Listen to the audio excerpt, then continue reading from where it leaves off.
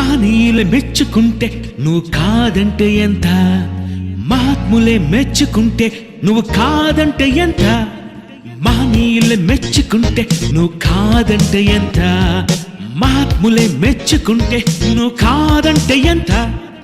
చాలా మంది దేవుళ్ళు ఉన్నారు కానీ ఈరోజు కాలమానాన్ని యేసు ప్రభువుతోనే చేస్తున్నారంటే అది యేసు ప్రభువుకుండే ప్రత్యేకత అని చెప్పి కూడా నేను మీకు తెలియజేస్తున్నారు. ఎవ్వరికీ దక్కలేదు ఈ గౌరవం, ఆయనకే దక్కిందంటే అది ఒక నమ్మకం, పవిత్రమైన వాస్తవం అని చెప్పి కూడా నేను మీకు తెలియజేసుకుంటున్నాను. ప్రతి దేశంలో నిత్తేది వేస్తున్నారంటే చూడు, అది క్రీస్తు పుట్టాడని అందరూ చెబుతున్నారురా.